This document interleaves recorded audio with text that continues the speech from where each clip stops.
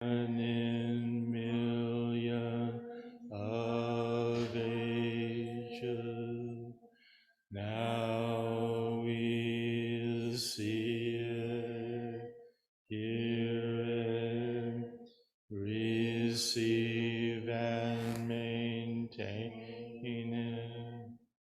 May we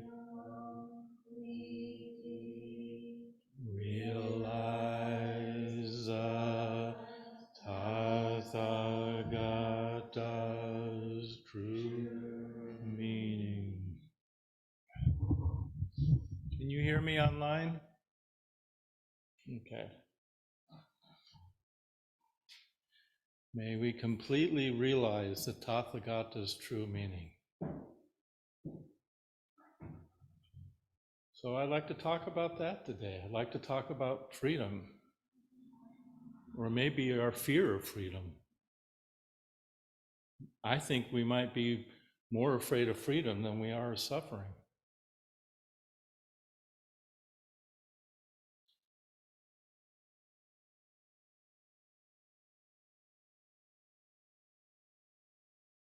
We're familiar with suffering.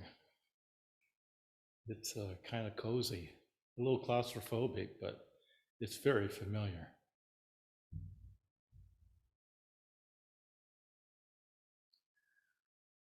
I think if we really look closely, we'd find that we're often sabotaging our own enlightenment, our own freedom, that we're building our own prisons. I had a dream early on when I don't remember when, but it was a long time ago. You ever had flying dreams? Huh? You know what that feels like, to fly in your dream? Pretty cool, yeah? Woo! Flying. I used to have those dreams. I don't have much anymore. You have flying dreams? Anyone? Not for a while. Maybe it's a teenage thing, I don't know. But I remember having one. In those days I had a red Ford truck. It was all beaten up. And I was living in LA at the time, and I was driving up the coast highway of California, somewhere up like in Big Sur. Beautiful, beautiful road along the ocean, all curvy. You ever been on that highway? It's kind of dangerous. You have to really watch what you're doing. Curves, but it's beautiful, really just spectacular. And I see this cloud ahead of me on the road, this numinous cloud, and I'm attracted to the cloud, right? It's like this wonderful cloud. I'm just like looking at it, and I forget that I'm even driving the truck, and the next thing I know, I'm flying. Exhilarating, I'm flying. It's just like the most exhilarating thing in the world. And then I look down, I see the trucks down there on the road. And I'm up here having a pretty good time. And then my next thought was, well, if I'm up here, who the fuck is driving the truck down there? And I woke up immediately. Oh no, who's driving the truck? That was the end of flying. Life is kind of like that.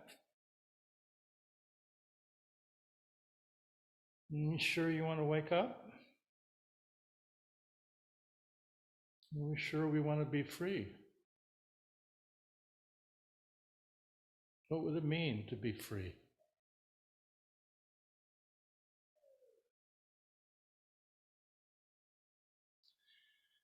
Look how many people are here in Sesshin. How many people really want to do this training? Sit and do nothing day after day after day. And yet here you are doing that. Turns out it's not so easy to do, to sit and do nothing. Yeah?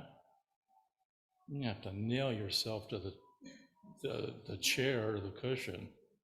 You nail yourself down, because if you don't, you're gonna get up and you're gonna start making shortcuts, and you're gonna, if it's hard, you're gonna find it hard. And the harder you find it, the harder it gets.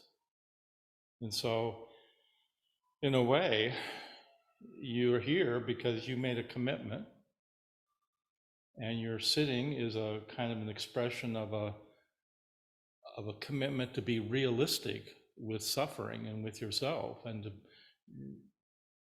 that you have some awareness that there's no escape from yourself.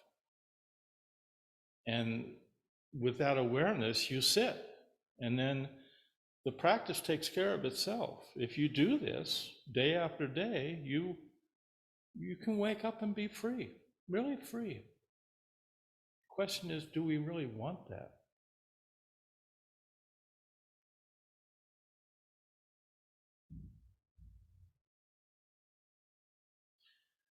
So, yes, I think we do. I think we long to be free, but I think it's also scary.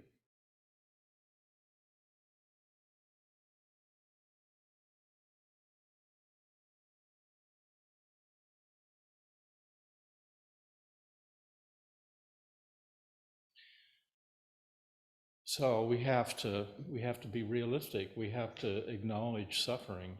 First of all, that we're suffering and we're disappointed and we get angry and we get irritable and we have judgments and we have opinions. The analogy for suffering in Buddhist scripture is often the silkworm. The silkworm wraps itself in its silk thread and keeps wrapping itself till it suffocates itself. Not a very pleasant analogy, is it? No, that's too bad.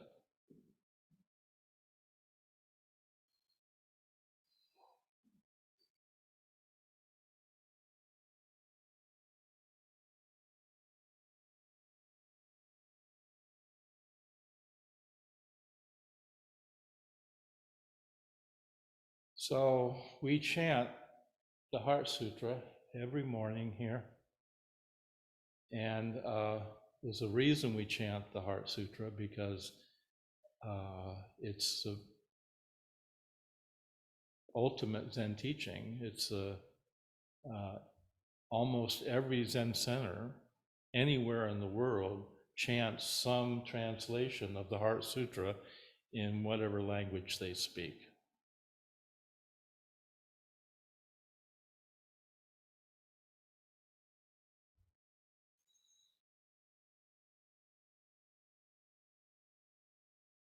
You know,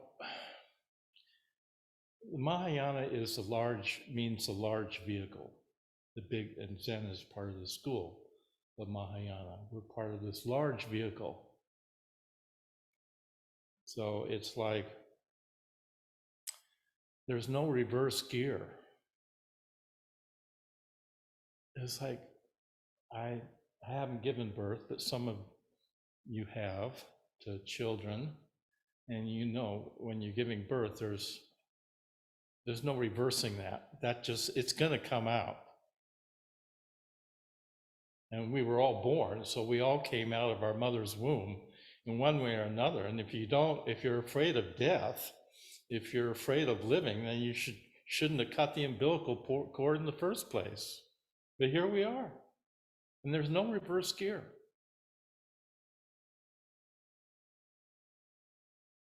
I was speeding along. And it's a little scary to really dance with life, with the universe.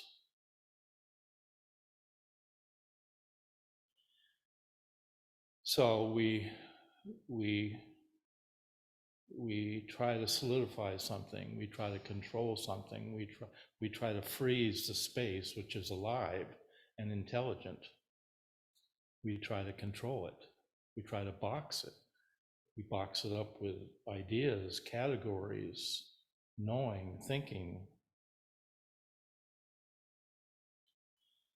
And the Heart Sutra is a pith instruction from the larger Prajnaparamita Heart Sutra sutras. And it's just one page, right? Just one small page that we chant. It's the pith, the heart, hydra is a word for heart. It's the heart, the essence. It's the essence of our Zen teaching.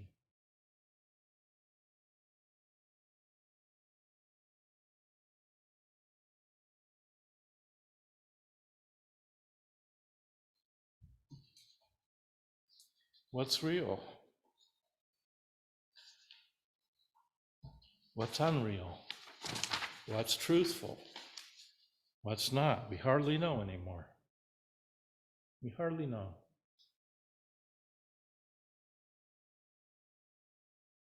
And if you look at the world around us, it doesn't seem like we're really all that enamored with freedom.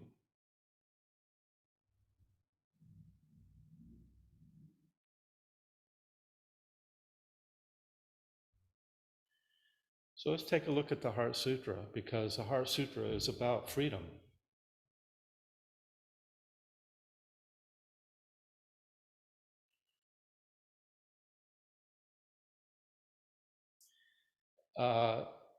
We could say a lot about how the Heart Sutra developed, and I don't want to get into a lot of details, but this was originally had in its title Dharani, Prajna Paramita Dharani, and the Dharani is because there's the most famous mantra exists at the end of this Heart Sutra, Gate Gate Paragate Parasamgate Bodhisvaha.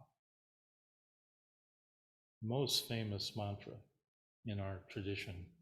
And a mantra or a dharani is considered to be magical. It's like they're not supposed to be translated. They're seed syllables that have the sound as a sacred sound. So it's the sound that's important, and you don't translate that into something else. So a dharani or a mantra is meant to be chanted with a kind of focused attention. It's an incantation, and it's considered to be magical in some ways. So the Heart Sutra was also considered to be this kind of magical dharani by many, many practitioners. And Thich Nhat Hanh talks about when the Vietnamese boat people left Vietnam, many of them took the Heart Sutra with them in the boats, because it was considered to be a protector, something that would protect them.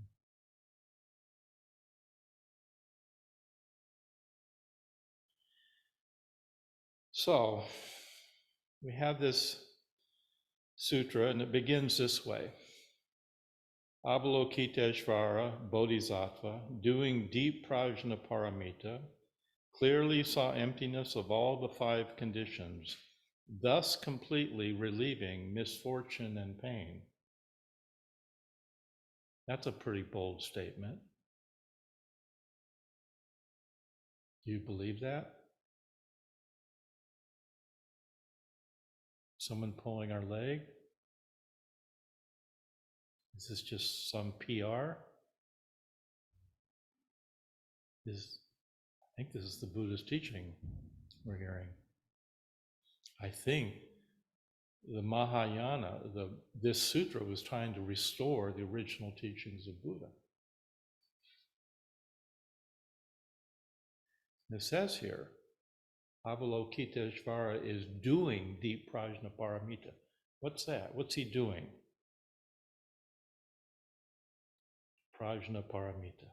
Prajna. And again, you know, this is a word for wisdom, and it literally means, pra means before. Jna means knowing, before knowing. And paramita is to cross over to the other shore. So Avalokiteshvara is doing before knowing. He's not knowing. He's not doing anything. He's doing something, not doing nothing. But the nothing that he's doing is not knowing. That's what he's doing. He's not knowing. Kind of hard to do, don't you think? We want to know all the time. We want to know everything. We want to nail everything down. What's Zen? What's enlightenment? What's freedom?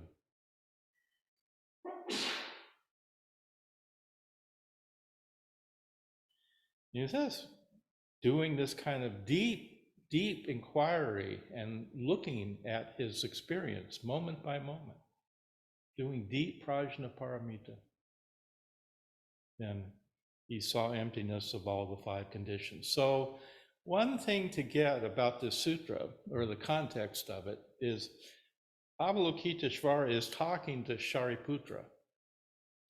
And Shariputra represents the early teachings of the Buddha, the Sarvastivadins. And it was a whole school of early Buddhism that embraced the teachings of the Abhidharma, which was a very extensive and vast collection of works about Buddhist psychology and extremely analytical. So the emphasis on the early Buddhist teachings was about knowledge, which they called jhana, J-N-A-N-A.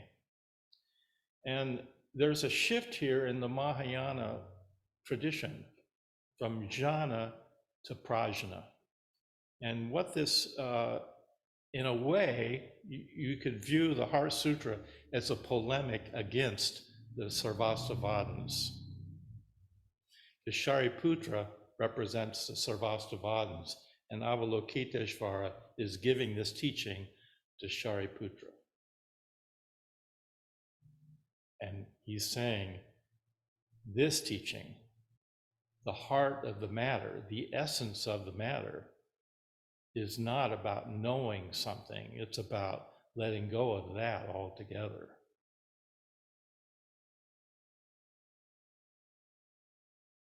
He's doing deep prajnaparamita. Then he says, "Oh Shariputra," and we'll get into the five conditions in a moment, because he's talking about the five skandhas. He says, "Oh Shariputra," the O. This O is like what a Zen master does. That's O. Get your attention. That's this O, and it translates in the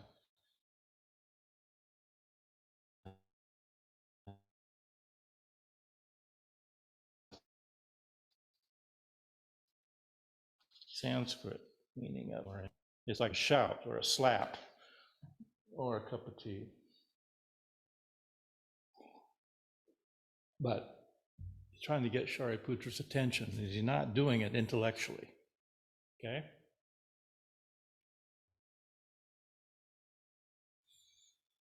O Shariputra, form is no other than emptiness, emptiness no other than form. Form is exactly emptiness, emptiness exactly form. Sensation, conception, discrimination, awareness are likewise like this. O Shariputra, all dharmas are forms of emptiness, not born, not destroyed, not stained, not pure, without loss, without gain. No, not this, not that, not pure, not impure, not awake, not deluded, not being, not non-being, not two. It says that in the identity of relative and absolute. Remember that part? The second sutra we chant says the best you can say is not two.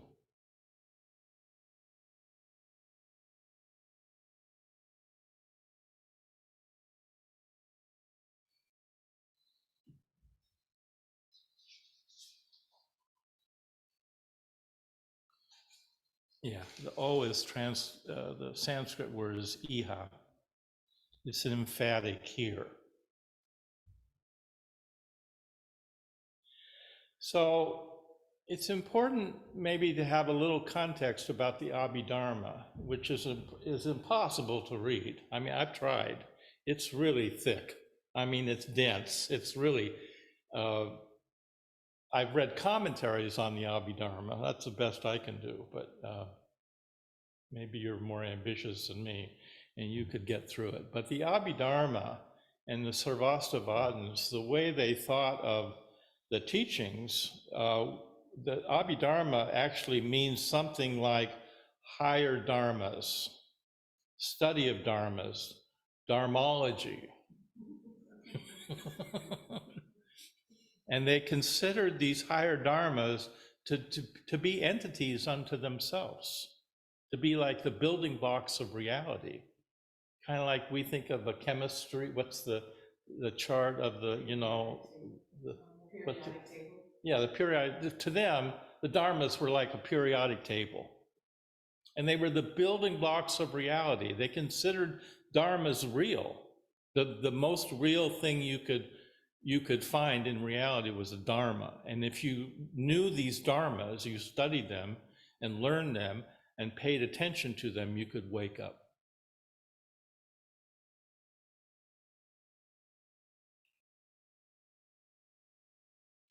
Now, it doesn't appear that the Buddha actually taught the Abhidharma much in his own lifetime.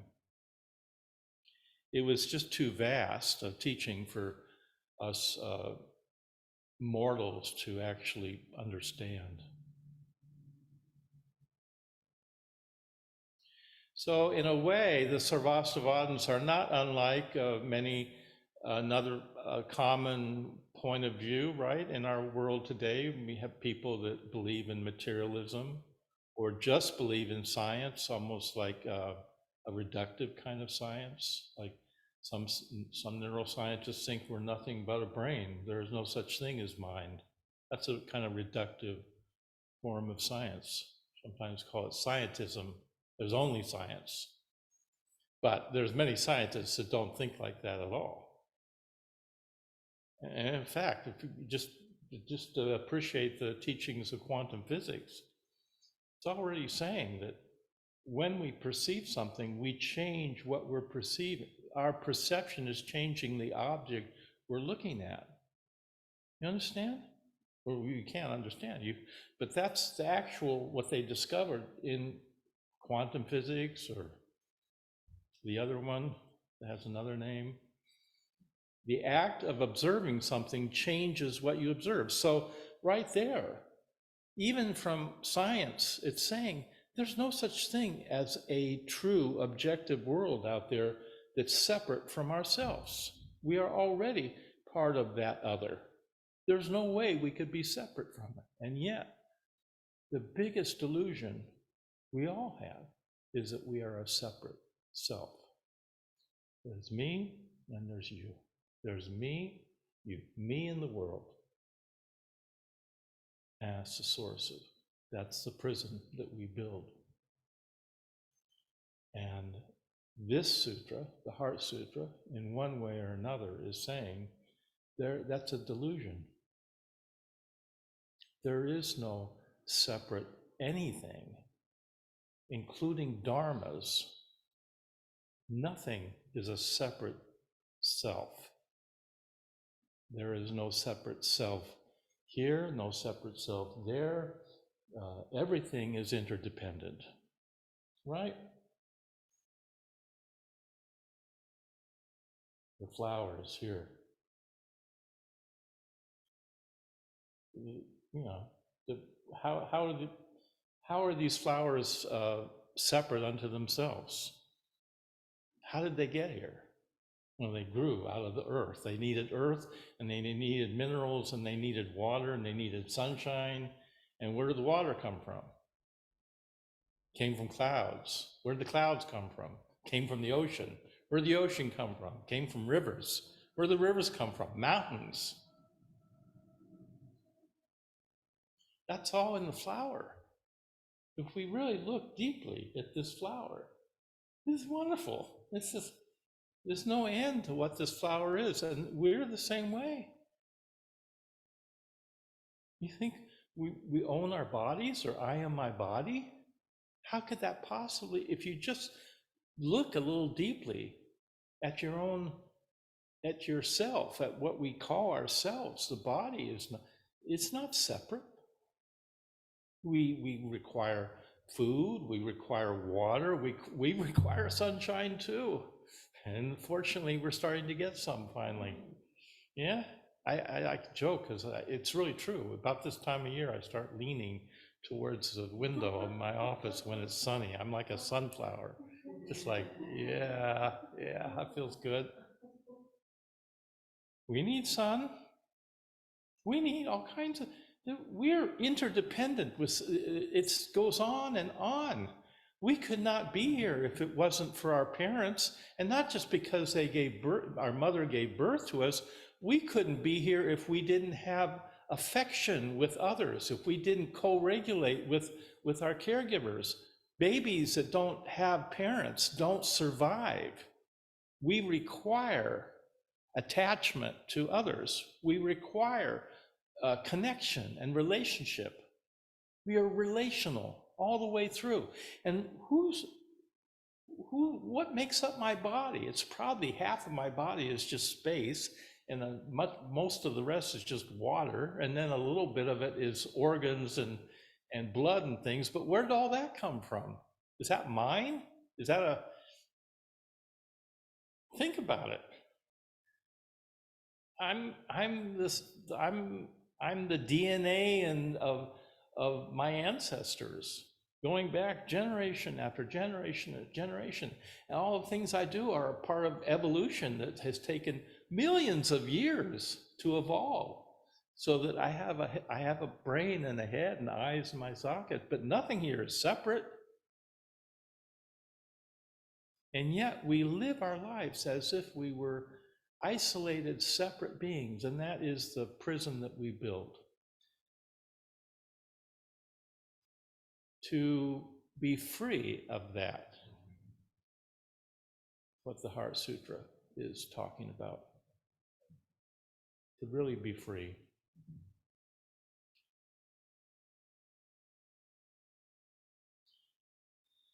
So the Mahayana teachings represented by the Heart Sutra are challenging the Abhidharma. They're saying, no, even dharmas, there's no dharma that is self-existing. The dharmas aren't. Dharmas are empty too. There's nothing, either in the phenomenal world or in ourselves, which is self-existing. Both phenomena and the self are empty.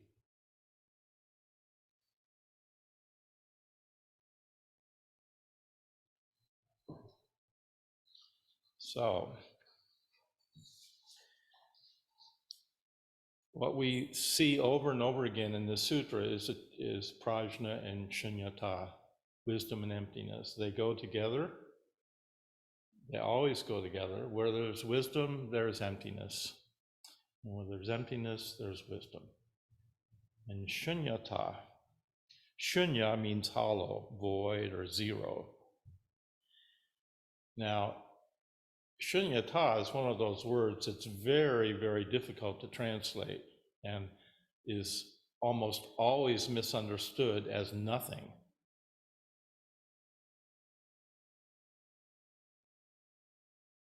Doing nothing. But Avalokiteshvara isn't doing nothing. He's doing prajna paramita.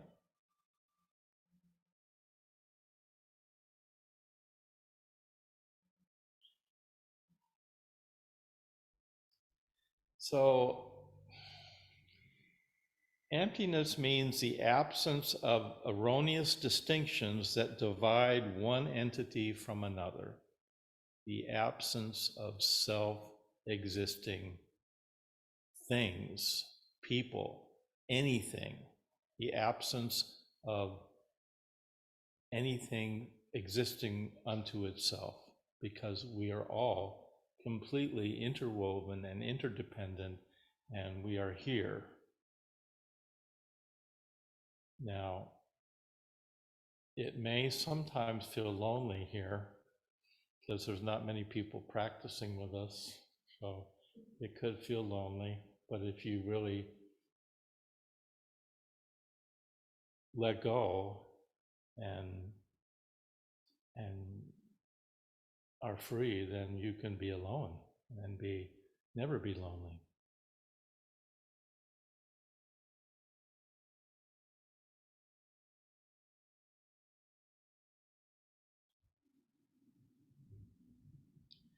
And you will do this through this practice. The practice will do it for you. You do not have to figure out something.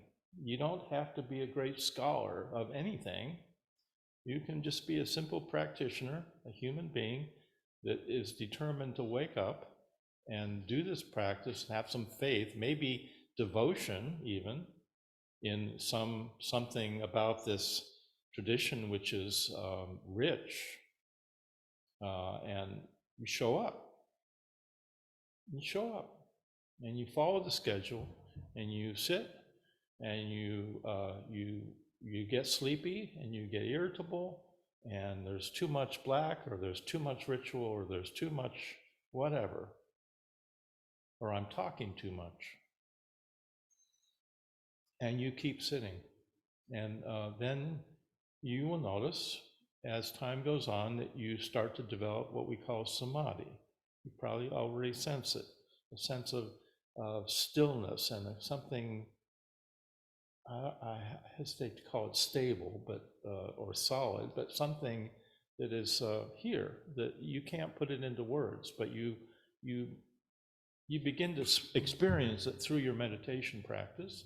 And time is also completely relative and subjective.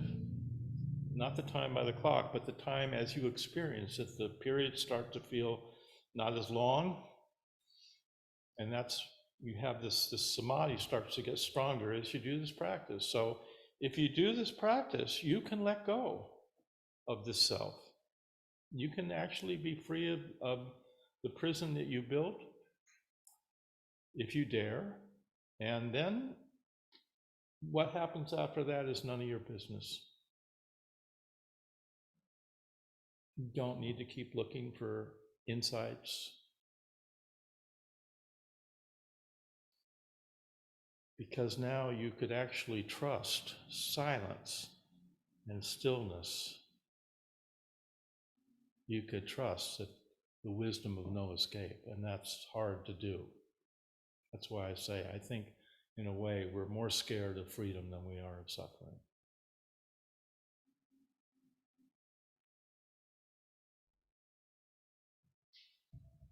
So there's a lot in the Heart Sutra we could go into, but let's just appreciate one thing about prajna. They say there's 3 levels of prajna. There's mundane prajna, which is actually delusion, that views everything that's impermanent as permanent. Views everything as solid. And then there's metaphysical prajna, which views everything as permanent as impermanent. And then we say there's transcendent prajna, which views all things, whether they're mundane or metaphysical, as neither permanent nor impermanent. And it's this third, transcendent wisdom that we're speaking about here, because it doesn't give rise to a point of view. The other two always have some kind of point of view associated with them.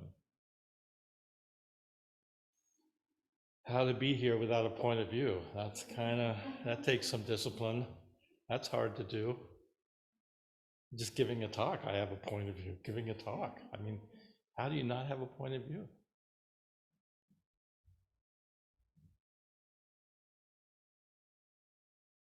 There's a story, Thich Nhat Hanh tells a story, and apparently a story from Vietnam, of a man who, some robbers kidnapped his son, and he was away at the time. The father was not home, and the robbers came, kidnapped his son, burnt down the whole village. And when the father came back, they found a burnt corpse next to his house and assumed it was his son, and mourned his son day and night, totally grief-stricken. And then, but it wasn't his son. His son had been kidnapped, but he didn't know that. So he had a funeral for his son, and that was it. His son's gone. And then finally his son escaped, came home. knocking on the door. Dad, it's me. He says, no, it's not you, it's not my son. My son is dead. Dad, it's me. Nah, my son is dead. He had the belief that his son was dead, so he couldn't even answer the door to see his son.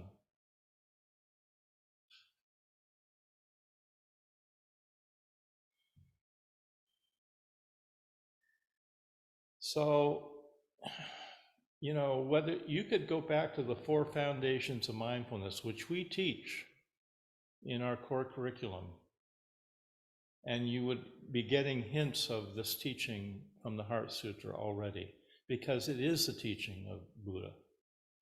And one way to think about the 4 foundations of mindfulness, the Buddha says, the body in the body. The first foundation of mindfulness is foundation of body. The body in the body. Second foundation of mindfulness is foundation of feelings or feeling tones. The feeling in the feeling, the emotion in the emotion.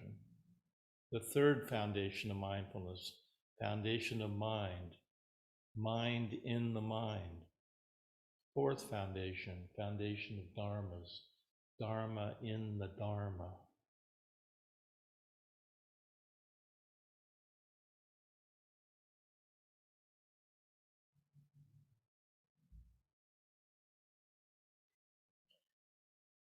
There's no separation there. There's not somebody having an emotion.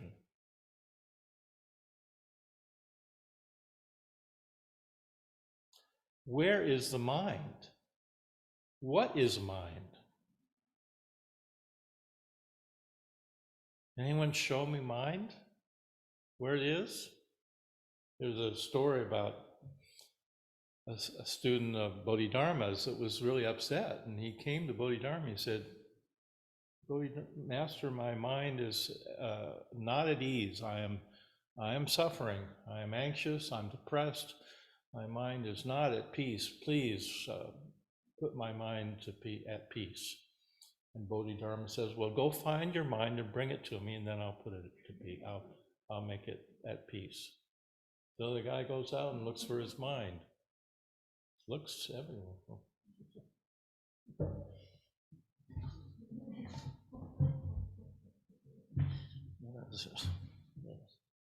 Looks, he can't find it. He comes back to Bodhidharma and says, I can't find that mind anywhere. And Bodhidharma says, okay, I put your mind at peace.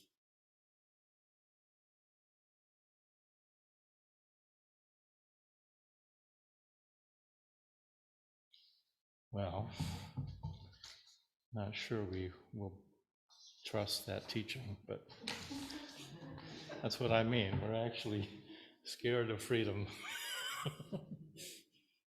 So one piece from here I'll go into that I think may be helpful.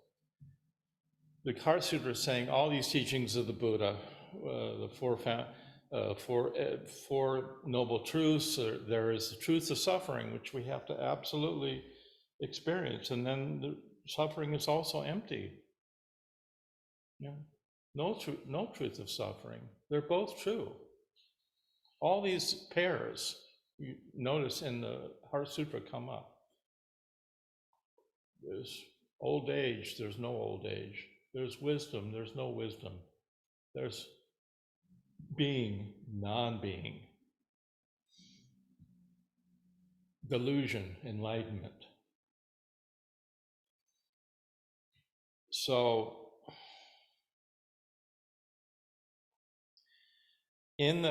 towards the beginning of the sutra, it's saying the 5 skandhas are empty. Now, the 5 skandhas are a really important teaching in Buddhism.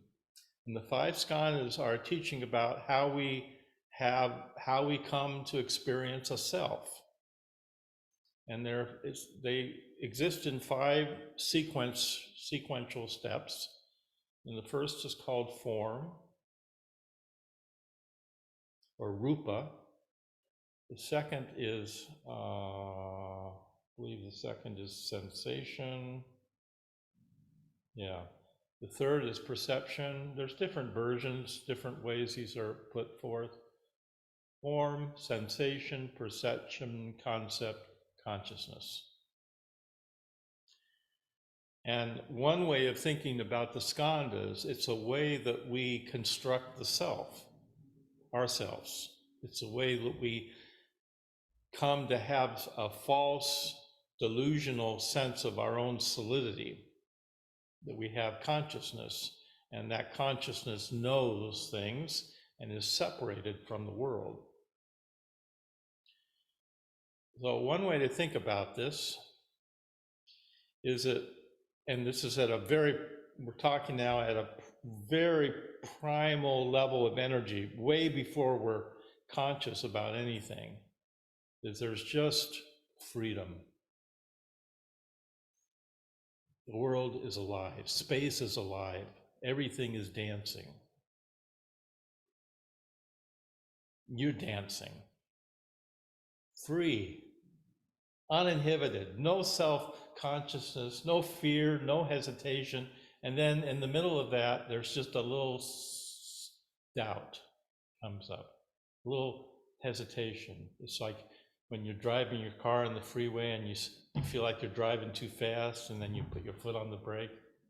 It's kind of like that. It's started like, oh, maybe, you know, you just look around, there's a little doubt, and then you kind of black out. And when you wake up, what you see is other.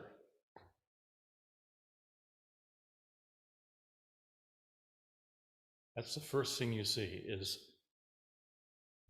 mommy, isn't it? Isn't that the first thing we see as a baby? You don't come out of the womb as a self, as me. You come out of the womb all, you know, and then the first thing you actually, in terms of development, the first thing we identify is mother, other. Now, if there's something other there, then what's here? Now, there must be something here. We don't come to ego through our own, we come to ego through reference points. And the first reference point is other. That's really interesting. In the first skandha, rupa means form. Thich Nhat Hanh translates it as body.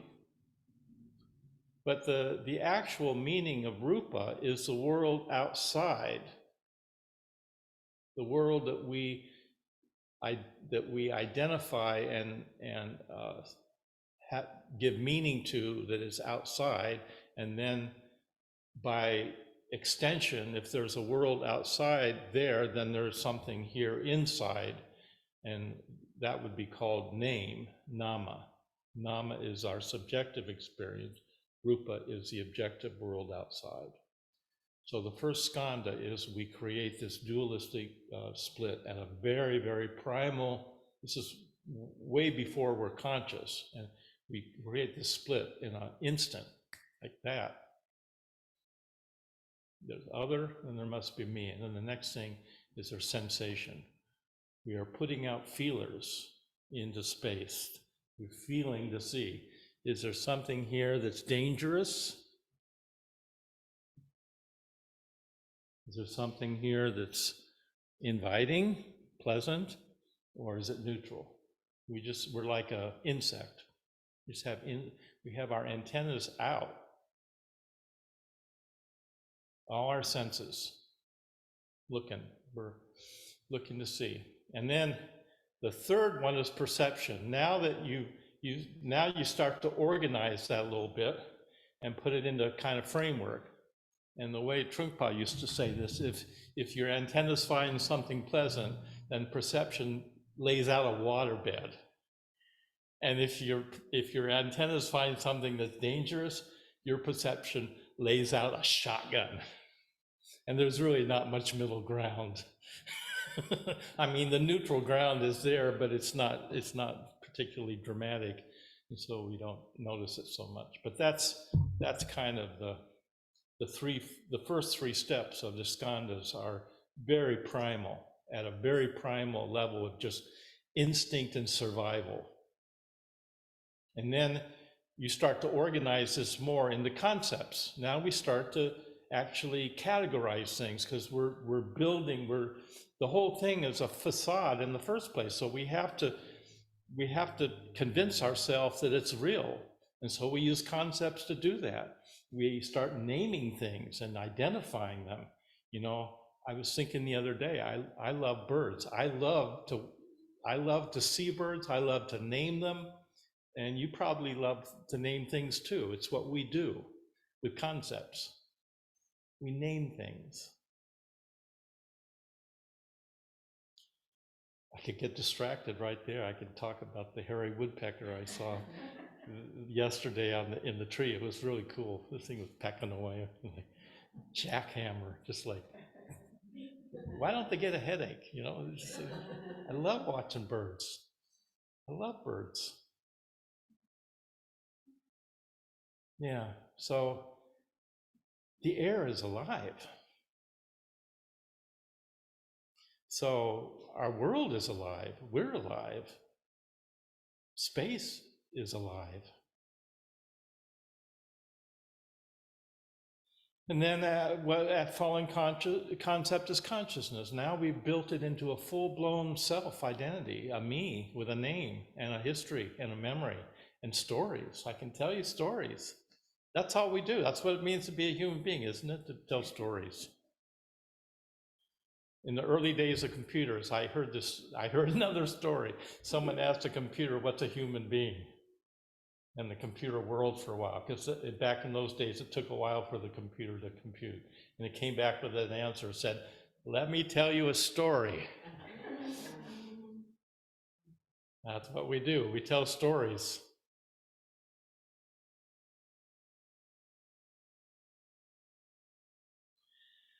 So if the five skandhas are empty,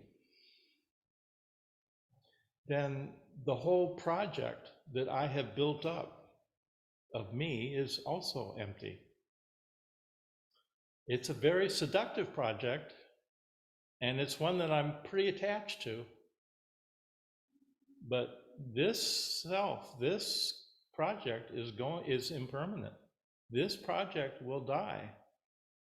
And as long as we are, the reason why we are imprisoned by this delusion and the reason why we suffer from it is when you see the world as objects and yourself as an object, then you see birth and death. That comes with that way of looking at the world. And then death is very scary. Oh, I'm going to die. This separate self is going to die. That's scary. But who's to say? The Buddhist teachings are, what's birth and what is death? You can't have one without the other. If you don't want to die, don't be born. Don't cut the umbilical cord. When does birth begin? And when does life end? It's somewhat arbitrary. Of course, you know, we're going to die. I always like Woody Allen's response. He says, I'm not afraid of death, I just don't want to be there when it happens.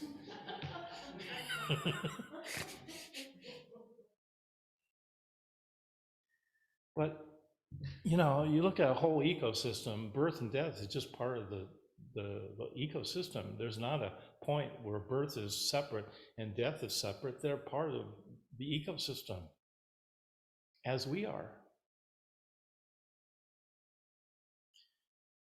If we're all interconnected here, then death, it's not a terrible thing. It's part of what's here. It's what makes birth possible. I sat with my father when he died many, many years ago. He died of leukemia, and he was in a coma. And I was right next to him when he stopped breathing. And that moment was like a birth. It was such a mystery to me. I wasn't sad at that moment. I was sad later.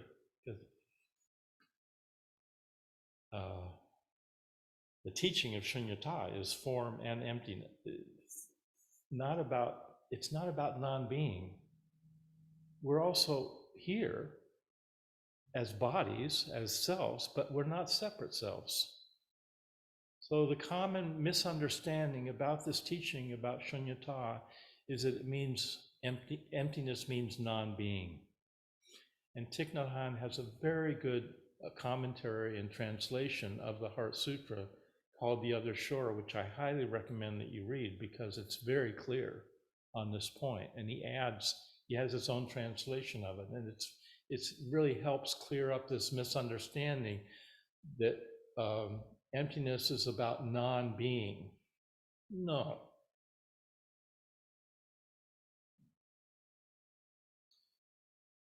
If I pull your nose, you're going to say ouch and probably say a 4-letter word at the same time as I pull your nose.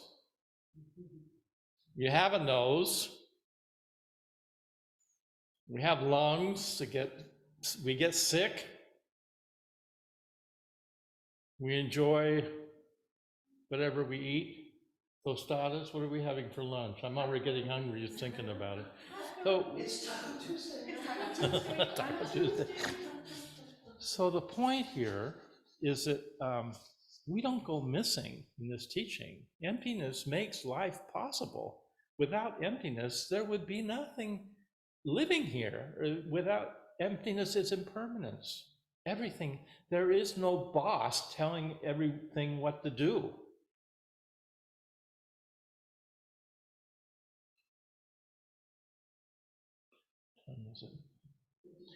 So I'll finish with a few. So the other thing just to get about this, why this is such a important teaching, and I think a really important teaching. It's not a philosophy because it doesn't have any ontological ground, and that's what makes this a really unique and special and important teaching for us and for our world.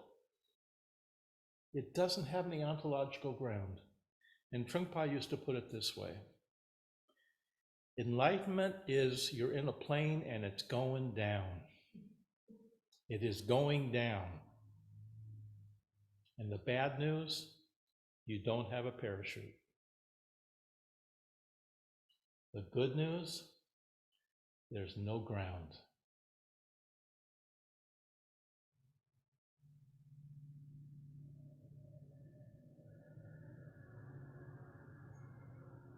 That's freedom. Do we want that freedom? Do we trust that? Do we have devotion to that kind of wisdom? Do we want to really see that deeply as Avalokiteshvara does? That's why we're here. That's why we're here. To wake up. And waking up means that we are responsible for everything. There is no other that I am not responsible to. There is no other. I am the other.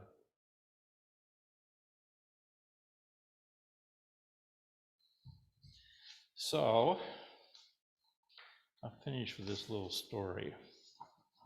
You know, I did this practice with you some time ago about feeding the demons, which I really like, because I'm an artist, so I like demons. I like my own demons. I have some pretty feisty ones. And Buddha was attacked by Maras, and there were 4 Maras that he defeated.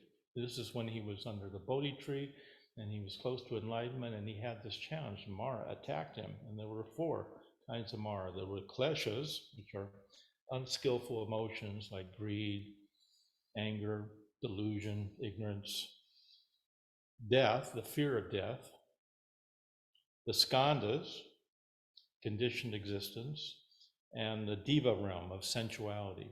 And it said that Buddha defeated all 4. So Buddha defeated Mara. So one day, Buddha was in his cave and Ananda was out guarding the entrance. And who should come by but Mara? Yeah. Mara came right up to Ananda and said, I want to see the Buddha. Ananda said, well, why have you come here? Don't you remember long ago that you were defeated by the Buddha under the Bodhi tree?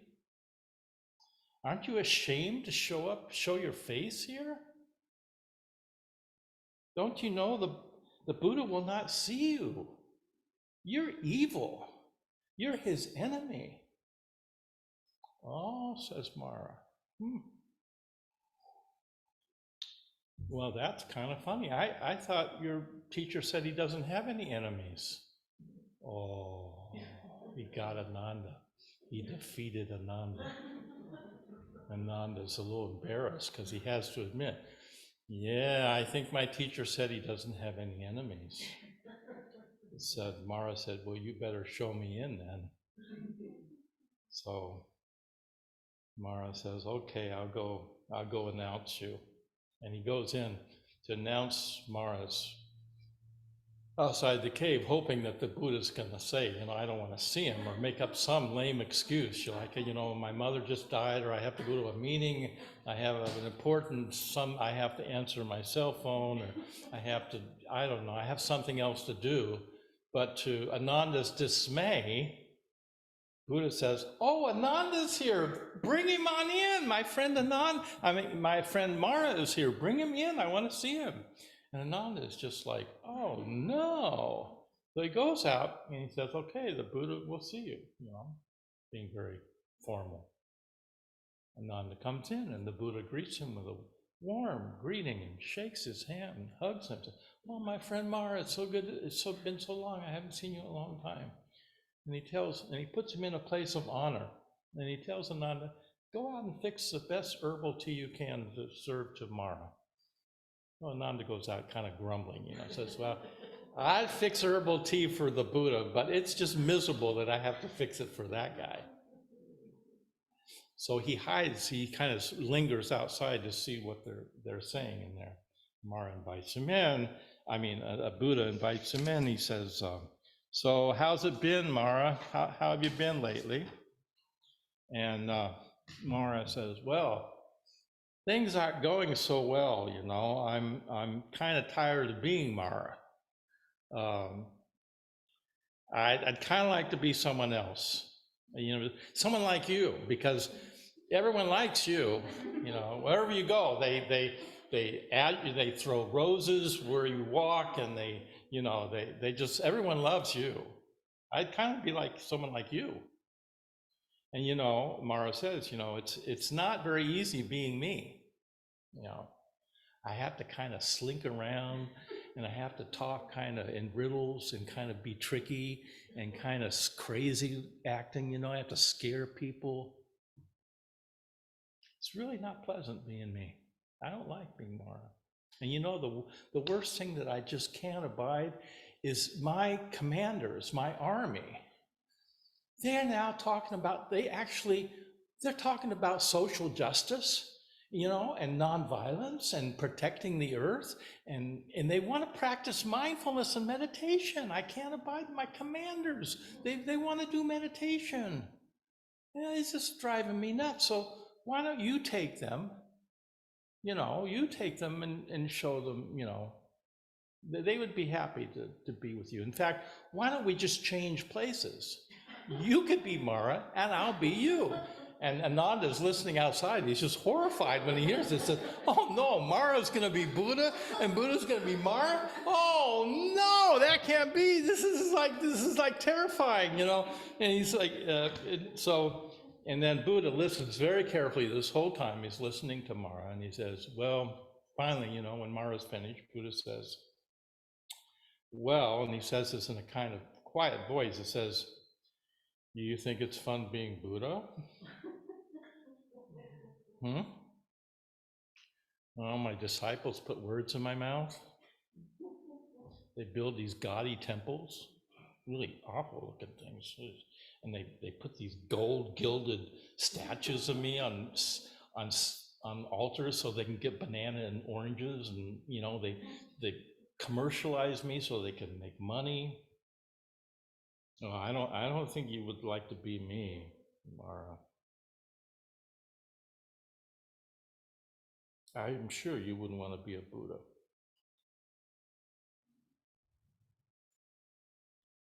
So that's a story that I think I'll finish with. You can't have.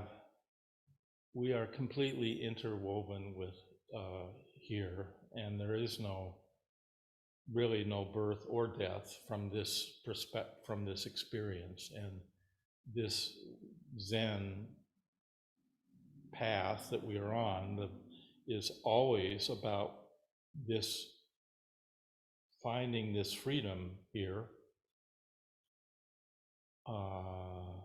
where there is no hesitation and no fear. There's nothing to be afraid of. Whatever we're afraid of is just ourselves.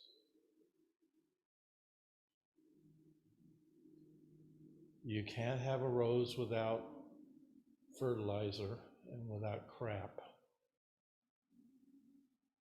You can't have a flower without crap, garbage. You can't have a soldier without a civilian. And you can't have a criminal without a victim. And you can't have enlightenment without delusion. And that's this teaching. It's not a point of view.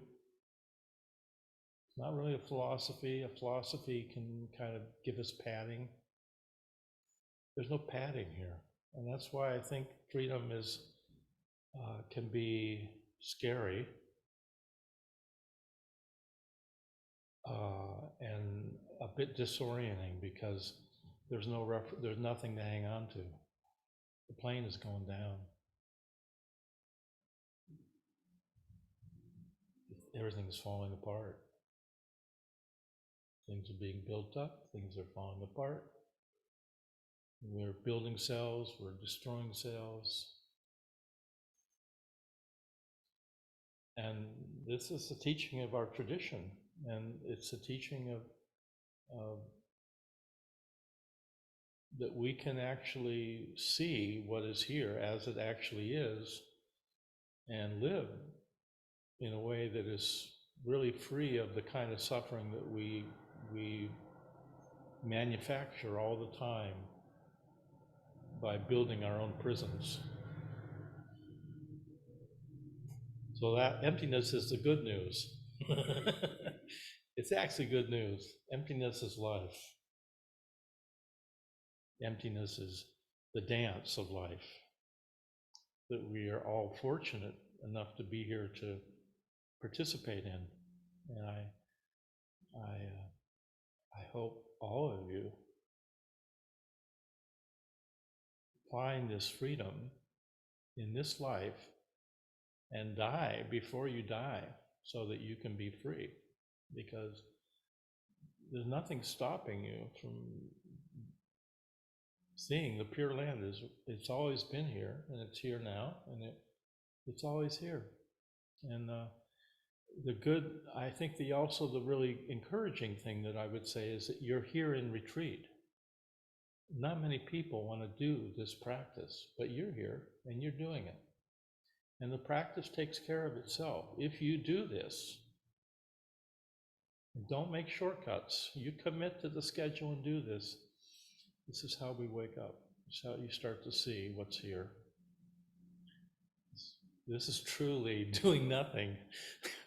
As Baizan said last Sunday, we are doing nothing, but actually we're doing prajna paramita. It's something and it's nothing. Okay. Any questions?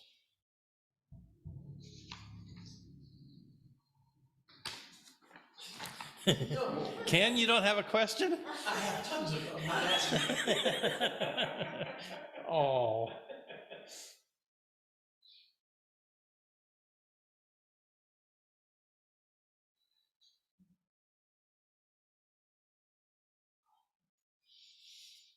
No questions? Anyone online have a question?